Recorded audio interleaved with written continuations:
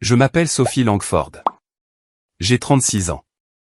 Je vis dans un quartier calme en périphérie de Fort Collins, au Colorado. De l'extérieur, ma vie semble calme et stable. Un emploi stable, une maison propre, un mariage qui a duré 8 ans. Mais la nuit où tout s'est terminé, j'ai appris à quel point les apparences peuvent être fragiles. Ce jour-là aurait dû être important. C'était le 12 juin, notre anniversaire de mariage. C'était aussi l'anniversaire de mon mari, Peter Langford. 8 ans ensemble, et je croyais encore que des moments comme celui-ci signifiaient quelque chose. J'ai quitté le travail plus tôt, j'ai traversé la ville pour acheter son vin rouge préféré et je me suis arrêté chez un boucher spécialisé pour des côtes de bœuf. Même si je n'ai jamais eu confiance en moi en cuisine, je voulais que l'effort parle pour moi. J'ai mis la table avec soin, nappe blanche, bougies, lumière douce suspendue le long du balcon. Un petit gâteau personnalisé attendait dans le réfrigérateur avec un message simple écrit dessus, « Joyeux anniversaire et joyeux anniversaire de mariage ». Rien de dramatique, juste sincère. À 19h, j'étais prête. J'ai mis une robe que Peter avait dit un jour aimer. J'ai vérifié mon téléphone. Rien. À 20h, j'ai allumé les bougies. À 21h, j'ai envoyé un court texto disant que j'attendais. Pas de réponse. À 21h30, j'ai appelé. Ça a sonné jusqu'à la messagerie vocale. À 22h35, un email est arrivé. Une seule phrase, grosse urgence avec un client. Je reste au bureau. On se rattrapera plus tard. Aucune excuse, aucun joyeux anniversaire, aucune explication. Les bougies s'étaient déjà consumées. La pièce sentait légèrement la fumée et la nourriture intacte. Je suis resté là, tenant une serviette pliée que j'avais préparée pour lui. Je n'ai pas pleuré, mais quelque chose à l'intérieur de ma poitrine a changé, doucement, définitivement. Cette nuit-là, j'ai rangé la nourriture, éteint les lumières, tout enlevé toute seule. Je suis allé me coucher dans la même robe, et tandis que je restais là à fixer le plafond, j'ai compris une chose, ce n'était pas juste une nuit tardive. C'était le début de la fin. De l'extérieur, Peter Langford ressemblait au genre d'homme que les gens admiraient. Il était confiant, bien habillé, toujours calme. Il travaillait comme chef d'équipe des ventes pour une agence immobilière et parlait avec le genre de certitude qui inspirait rapidement confiance aux gens. Lorsque nous assistions à des événements ensemble, j'entendais souvent le même commentaire, « Vous avez tellement de chance ». Ce qu'il ne voyait pas, c'était à quel point notre mariage était devenu silencieux. Peter rentrait rarement à la maison avant 22h. Quand il était là, il desserrait sa cravate, jetait un coup d'œil à son téléphone et disait qu'il avait déjà mangé. Les conversations sont devenues des mises au point plutôt que des connexions, réunions, délais, chiffres. J'ai appris à ne pas demander comment s'était passée sa journée car la réponse était toujours la même, longue. Je travaillais aussi à temps plein, soutien comptable pour un fournisseur médical, rien de glamour, mais stable. Je payais ma part.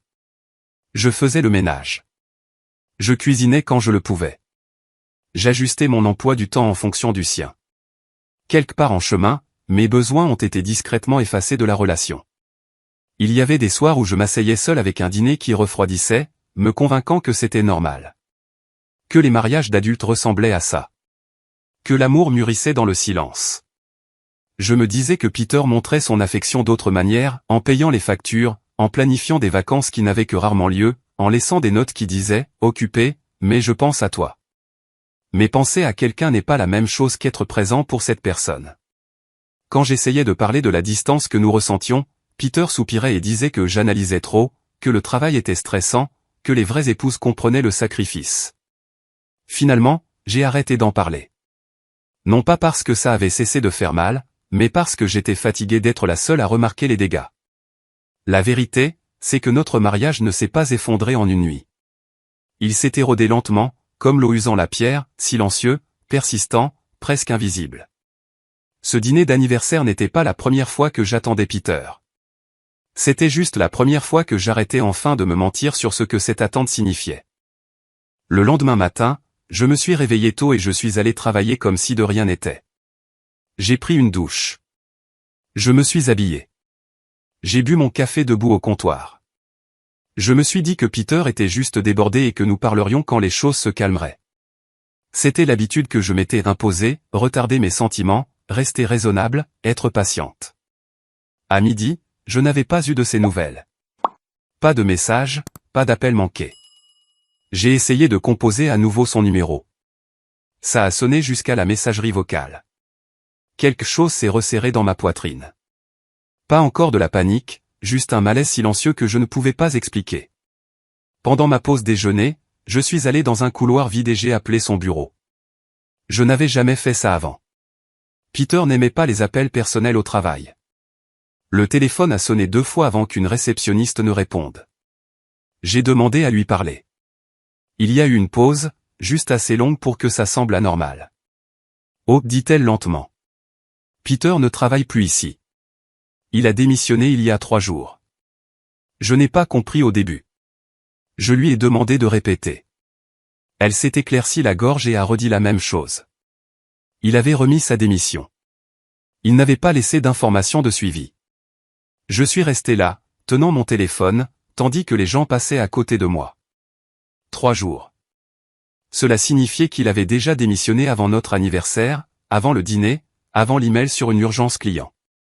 Mes pensées ont défilé en arrière.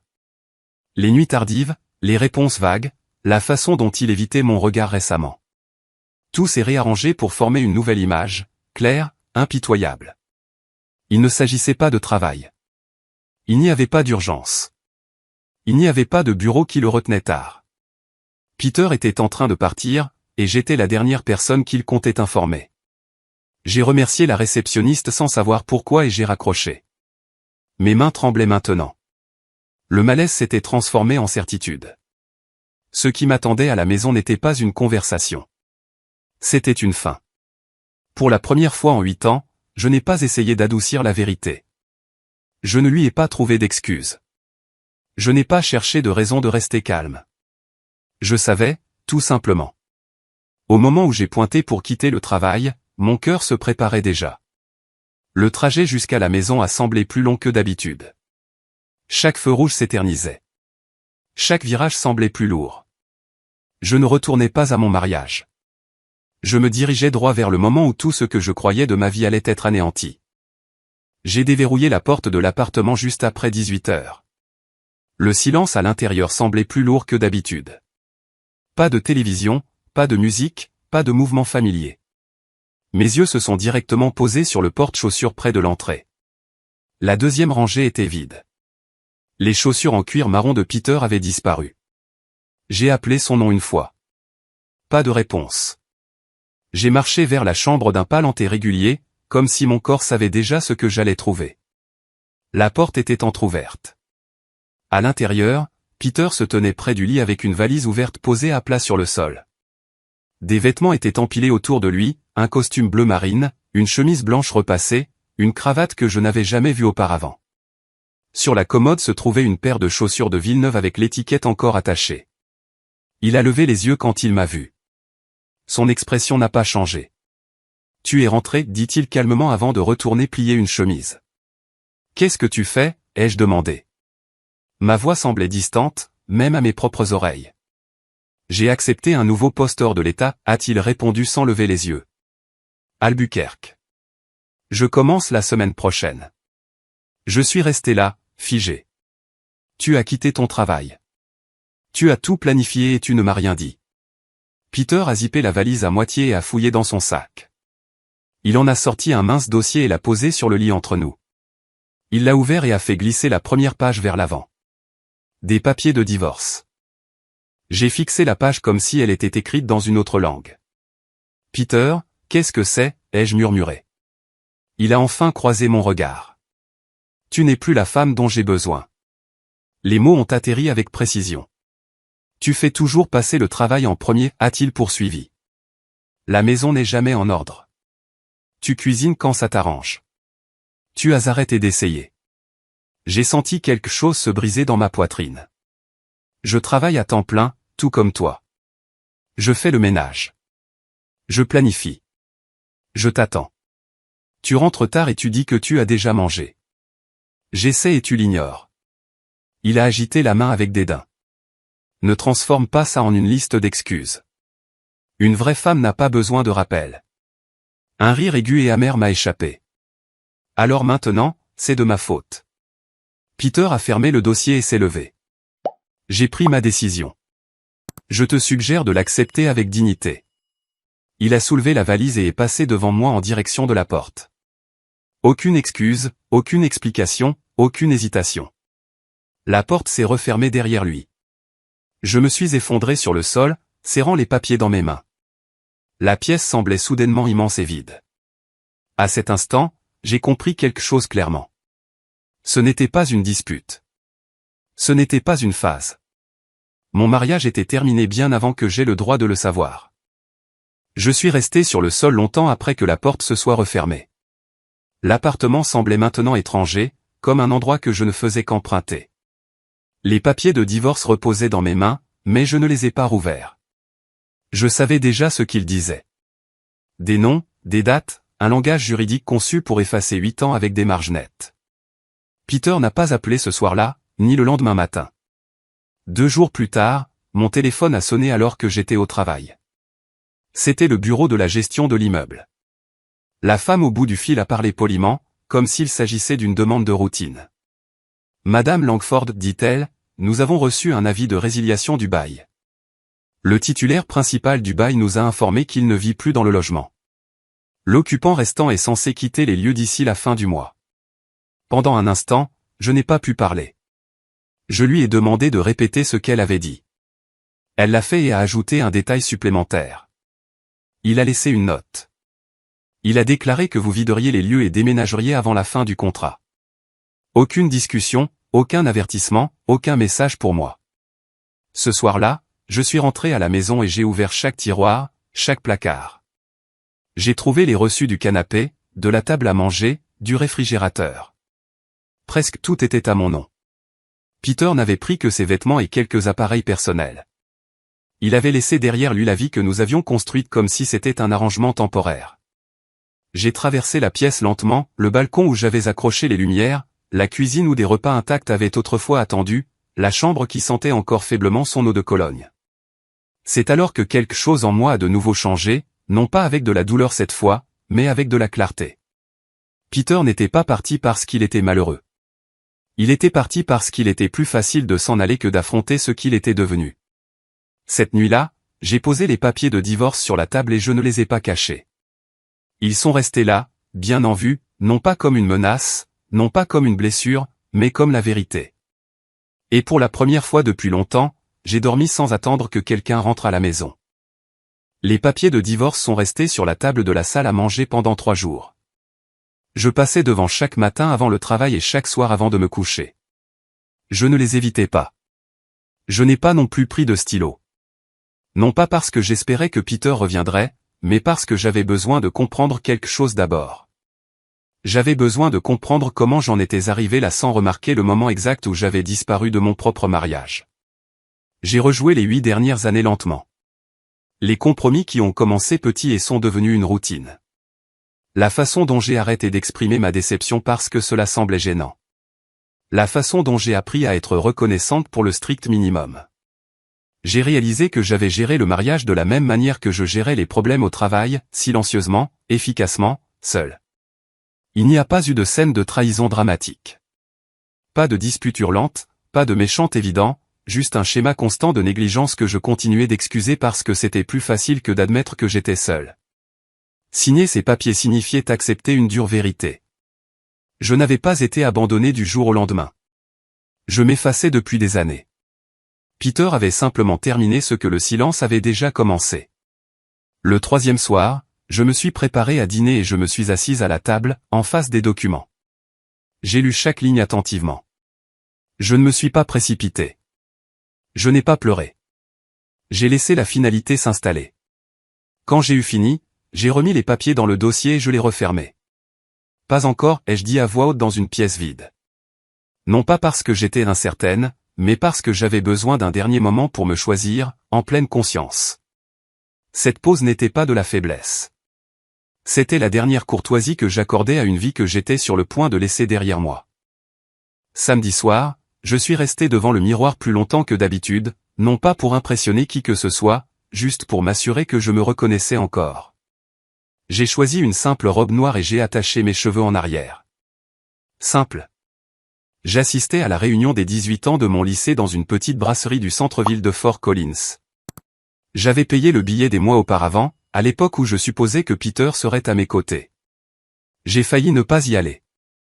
Puis j'ai réalisé que rester à la maison ne ferait que prouver à quel point mon monde s'était déjà rétréci.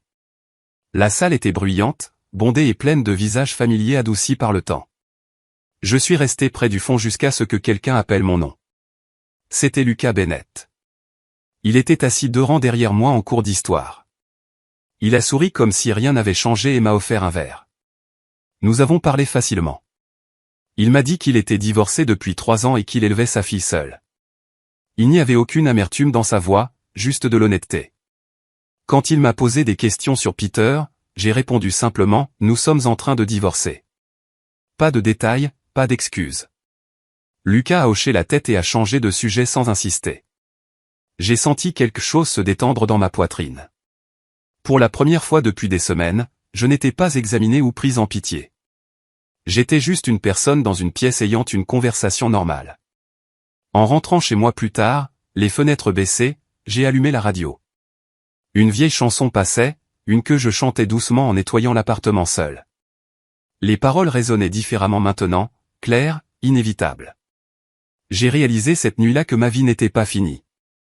Elle avait simplement cessé de tourner autour de quelqu'un qui n'était jamais vraiment là. Une semaine après avoir soumis la demande de divorce par l'intermédiaire de mon avocat, mon téléphone a vibré vers 22 heures. C'était un email de Peter, avec un seul mot en objet, preuve. Je l'ai ouvert sans hésitation. Une photographie remplissait l'écran, un certificat de mariage, son nom imprimé clairement, Peter Langford. En dessous, un autre nom, Clara Whitman, tamponné et daté au Nouveau-Mexique. La date était un jour après que le tribunal ait finalisé notre divorce. Avant que je puisse réagir, mon téléphone a sonné. Peter n'a pas attendu longtemps. « Tu l'as vu, n'est-ce pas » a-t-il dit. Je me suis marié. La vie va enfin de l'avant. Je n'ai pas répondu. J'ai laissé le silence s'étirer. Sa famille possède l'un des plus grands groupes immobiliers de Santa Fe, a-t-il poursuivi. Ils m'ont aidé à obtenir un poste de direction. Nous avons déjà une maison. Tout est réglé. Alors c'est pour ça que tu avais besoin du divorce si rapidement, ai-je dit d'un ton égal. Pas entièrement, a-t-il répondu. Je ne pouvais tout simplement pas rester avec quelqu'un qui faisait passer son travail avant son rôle d'épouse. J'ai failli rire mais je me suis retenu. Clara ne travaille pas, ajouta fièrement Peter. Elle a choisi de se concentrer sur le foyer, et elle est enceinte. De 3 mois. Chaque phrase semblait répétée, comme un argumentaire, une justification livrée trop facilement pour être sincère. J'ai écouté jusqu'à ce qu'il ait fini, puis je lui ai souhaité bonne chance et j'ai mis fin à l'appel. Ensuite, je me suis assise tranquillement et j'ai répété son nom à voix haute. Clara Whitman.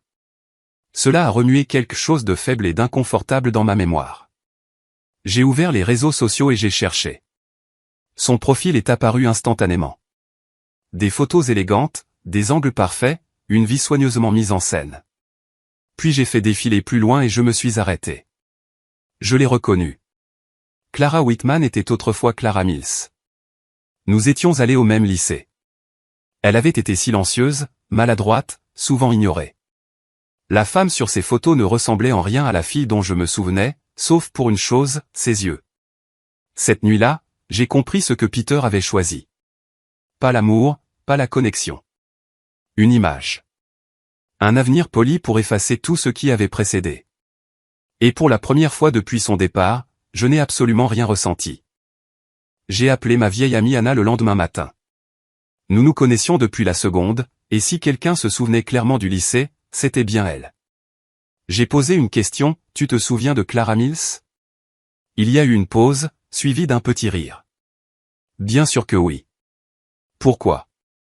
Je lui ai tout raconté sur Peter, le divorce soudain, le remariage, le nouveau nom. Quand j'ai fini, Anna a expiré lentement.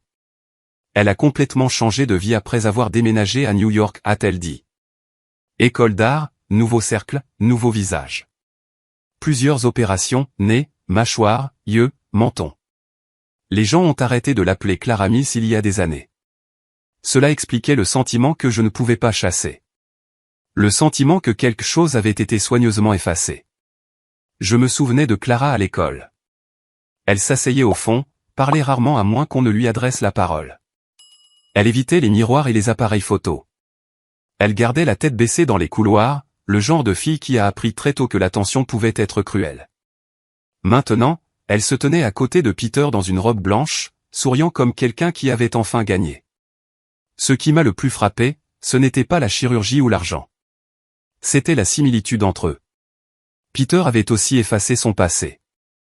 Il ne partageait jamais de vieilles photos, ne parlait jamais de ses amis d'université, insistait pour un petit mariage sans personne d'avant. À l'époque, j'appelais ça de la discrétion. Maintenant, je voyais ce que c'était, de la honte. Deux personnes qui se sont réécrites se sont trouvées. Elles ont construit une vie conçue pour paraître impeccable de l'extérieur. Nouveau nom, nouveau rôle, nouveau pouvoir. Mais rien de ce qui est construit sur la colère ne reste solide longtemps. Je me suis assise seule ce soir-là, pensant à tous les efforts qu'il faut pour faire semblant, à quel point il doit être épuisant de maintenir une image chaque jour, de se réveiller avec la peur que le mauvais détail ne s'échappe. Je n'ai pas ressenti d'envie. Je n'ai pas ressenti de colère. J'ai ressenti du soulagement, car pendant qu'ils étaient occupés à cacher qui ils étaient, j'apprenais enfin à être à l'aise avec exactement qui j'étais. 2 semaines plus tard, un numéro inconnu est apparu sur mon téléphone. Je n'ai pas répondu au début. Puis il a sonné encore et encore. Quelque chose m'a dit de décrocher. C'était Peter. Clara a accouché, a-t-il dit immédiatement. Une petite fille. J'ai attendu. Elle ne ressemble à aucun de nous deux, a-t-il poursuivi. Sa voix était tendue maintenant, dépouillée de la confiance que j'avais entendue auparavant. J'ai pensé que c'était juste un gonflement ou l'éclairage, mais j'ai fait un test ADN. Elle est bien de moi. Ce n'est pas le problème. Alors, quel est-il, ai-je demandé calmement. Elle ne veut pas tenir le bébé, Sophie. Chaque fois qu'elle regarde son visage, elle se détourne.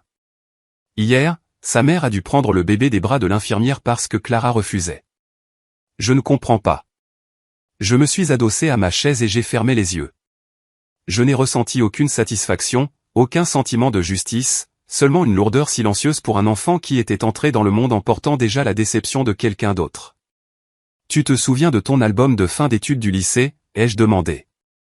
Il y a eu un silence au bout du fil. Je l'ai trouvé en nettoyant l'appartement, ai-je continué. Tu m'avais demandé de ne pas toucher à ce tiroir, mais je l'ai fait. J'ai vu les photos, Peter. Cheveux bouclés, dents de travers, acné. Tu n'étais pas laid, tu étais humain. J'ai changé parce que je manquais de confiance en moi, a-t-il dit doucement. Non, ai-je répondu. Tu as changé parce que tu voulais fuir qui tu étais, tout comme Clara. Il a expiré de manière tremblante. Tu penses qu'elle ressemblera à cette version de nous. Je pense qu'elle ressemblera à la vérité, ai-je dit. Et la vérité finit toujours par se montrer. Autre pause. Je n'ai aucune idée de ce que je dois faire, a-t-il murmuré. Cette fois, j'ai parlé doucement. Aime-la quand même. Ne la punis pas de porter ce que tu as essayé d'effacer. Il a commencé à dire autre chose, mais je l'ai arrêté. Tu m'as dit un jour que j'avais échoué en tant qu'épouse parce que je ne me sacrifiais pas assez. Mais en ce moment, la seule personne qui refuse son rôle, c'est toi. J'ai mis fin à l'appel et j'ai bloqué le numéro. Pas par colère, par finalité. Cette nuit-là, j'ai compris quelque chose clairement. J'étais parti avant que les dégâts ne m'atteignent. Mais cet enfant grandirait au milieu d'eux. Et pour la première fois, je me suis senti reconnaissante que ma vie n'appartienne plus à des gens incapables de se regarder en face.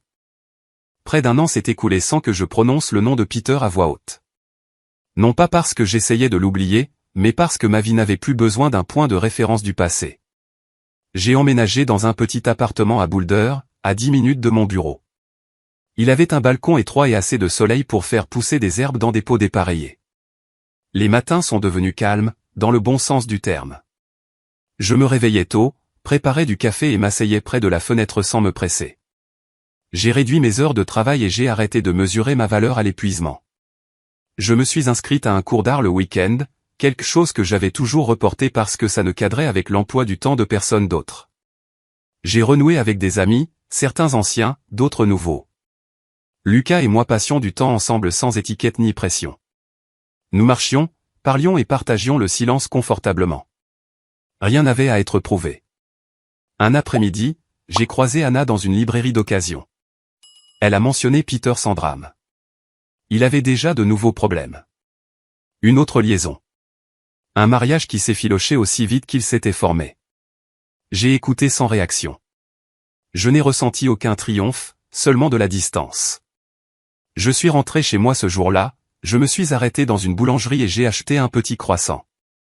Je l'ai mangé lentement sur un banc de parc, en regardant la lumière changer à travers les arbres. Ma vie était simple maintenant. Pas de chaos, pas d'image à maintenir. Et pour la première fois depuis des années, la simplicité ressemblait à la liberté. Les gens me demandent souvent si j'ai pardonné à Peter. Je souris généralement et leur dis que je n'en ai pas eu besoin. Le pardon implique une dette. Ce que j'ai choisi, c'est la libération. Je n'ai pas reconstruit ma vie pour prouver quoi que ce soit. Je l'ai reconstruite parce que rester aurait signifié m'effacer petit à petit. Partir n'a pas été dramatique. Ce fut délibéré. Certaines personnes recherchent la réinvention à travers le pouvoir, le statut ou la beauté. D'autres la trouvent à travers l'honnêteté. Un chemin exige un entretien constant. L'autre demande seulement que vous arrêtiez de faire semblant. Peter et Clara ont essayé de fuir leur passé. Mais la vérité a une façon de se manifester tranquillement, à travers le temps, à travers les enfants, à travers des conséquences que personne ne peut effacer. J'ai choisi autre chose. J'ai choisi la clarté, la paix et une vie qui ne nécessite aucune explication. Si cette histoire a résonné en vous, prenez un moment pour réfléchir aux endroits où vous pourriez vous effacer pour que quelqu'un d'autre soit à l'aise. Aimez cette vidéo si vous avez déjà été sous-estimé. Partagez-la avec quelqu'un qui a besoin de la permission de partir. Et commentez ci-dessous avec vos pensées. Ce n'est pas une histoire de vengeance. C'est une histoire de liberté.